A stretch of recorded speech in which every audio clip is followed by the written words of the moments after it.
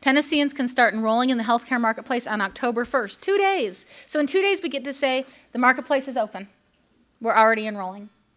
Health coverage begins January 1st. So in 2 days you can say go to healthcare.gov, check it all out, call this phone number if you have questions, or call me back and I'll help you find someone local if you have questions. Let me have your phone number and I'll check on you in 2 weeks. You can do it that way if you want to. If you get enrolled, your health coverage will begin January 1st. Yay. Enrollment will end March 31st. So that's the other thing they need to know. It's not forever. Do it now. And as we get closer to that, there's going to be a huge push. Individuals earning between 100% and 400% of federal poverty level will get premium tax credits. That needs to change. That slide should say many individuals, because your 19 or 20-year-old at 380% poverty won't get any credits. Okay. So when you're talking, this is the hardest one to talk to people about, I think, because federal poverty level triggers in their mind people that they don't relate to, okay? Or maybe they do. They may very well be under 100% of the poverty level, but they still don't want to talk about the federal poverty level. I find a lot of resistance with that. So even that's the way I wrote the slide, and that's the way that we talk about it in here. You may want to talk to people a little bit differently. You may want to say, and I would love to hear your feedback after you've done this for a while, what's working. You may want to say, a lot of families who are struggling to make ends meet will get help. You might want to say, this program is designed to make insurance affordable for almost everybody, and not even get there yet, you know. And then when you start talking to someone who really start talking to you about their issue, how much they make and they can't afford it, whatever, then you can get that calculator, figure out with Mary's calculation model how that works. Yes? Another word nerd question while we're on the topic. Premium tax credits, because I've been forced.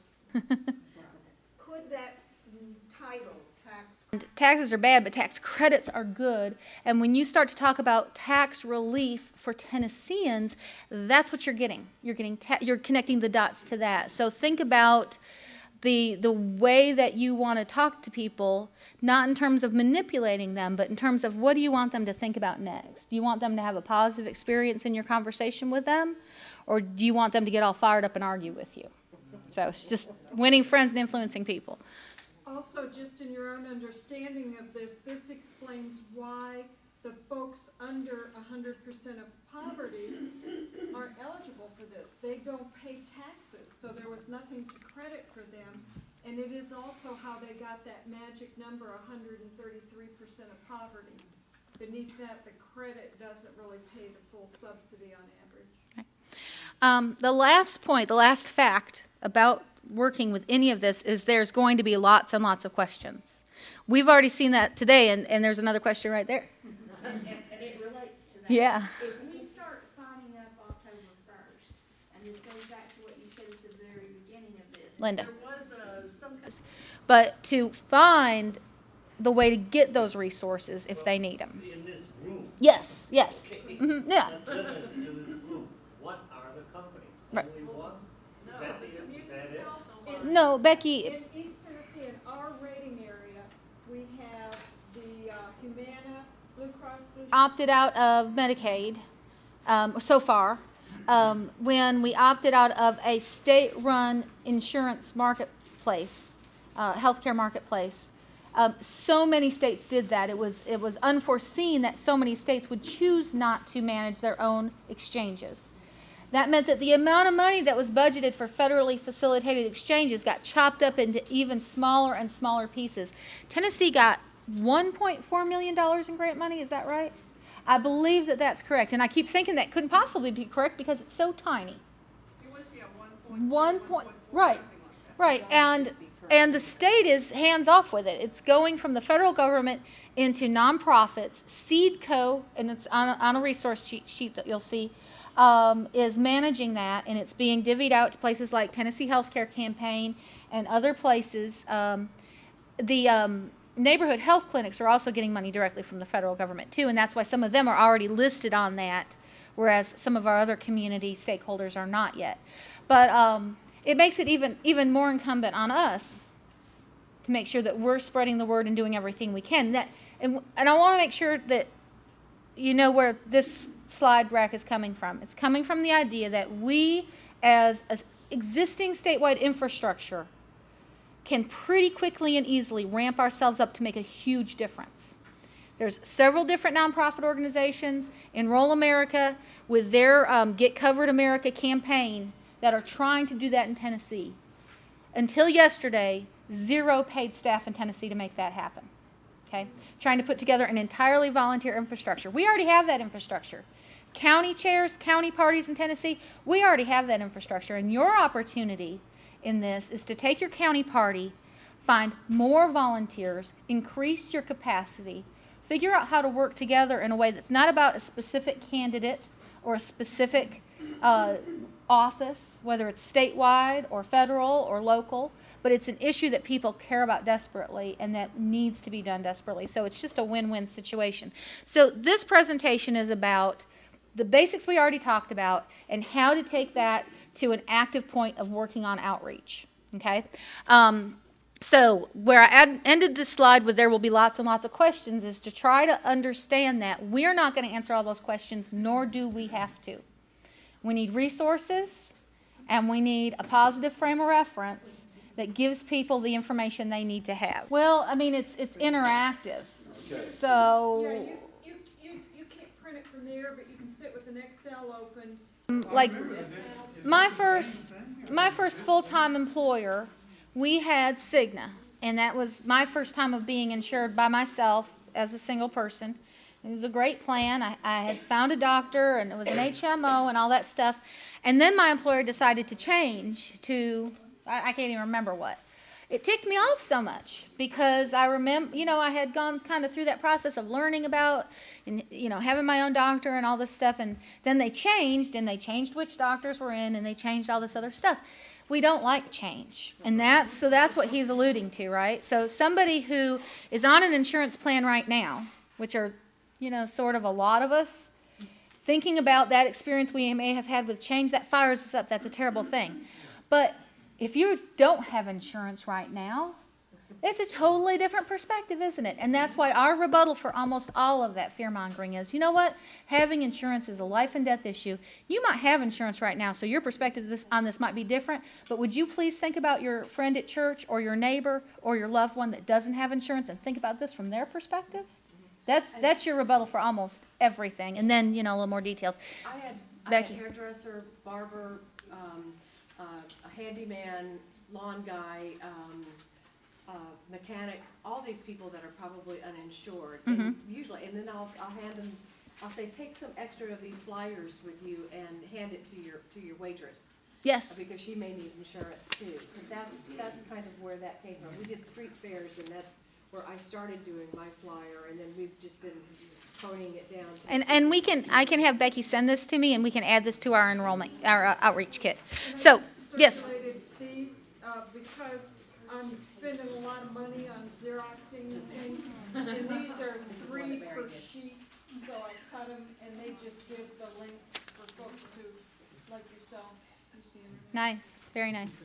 So a couple of these things to be added to our outreach kit that you're going to see. The flyer that I handed you is a one-page flyer, and it gives you some of the information that you need as you're talking, some talking points, and these do the same thing for you. Okay, so I've got a slide here, Jack. Oh, the thing, Sam's comment here. Some people are afraid of Obamacare. That's a problem. I mean, some people are afraid of it. They're afraid of change. They're afraid of Obama. Everybody they talk to, everyone around them, thinks it's going to be terrible. They are afraid. Some people are actively spreading negativity and misinformation. Okay? They might be one of those people that's afraid. They might also have a more partisan angle, a more polarizing effect that they want to have on people because they're going to benefit from that, or a candidate they like is going to benefit from that. Here's another downside, though. The enrollment infrastructure in Tennessee is understaffed. Because of that small chunk of grant money we got, we only get to hire 45 navigators. Other organizations are hiring people. They're scrambling to hire people right now. THCC, the Tennessee Healthcare Campaign, which wants volunteers to register to learn how to be certified application counselors, is struggling to keep its feet on the ground and get traction and get moving on these things, okay? That doesn't mean that we can't do outreach, all right? But we need to know that those organizations are understaffed right now, and they're going to need our help. And outreach is part of the help that needs to be done. And the outreach network in Tennessee is underfunded. We talked about the TV ads that don't exist, the media that isn't happening. And so we really need to find other ways to reach out. And, you know, we've been hearing about this since 2008, right? Boots on the ground, grassroots support. Here's what I think is the difference. When the Obama campaign started to run for president, we were told that we need to get involved and we need to get going. But then there was a bunch of media support as well, okay? There was a will.i.am video, a cool song came out. That got on YouTube. And there were people talking about this, and then ads started and things like that. And it really takes a synergy between what people are seeing in the broader culture and what we're doing.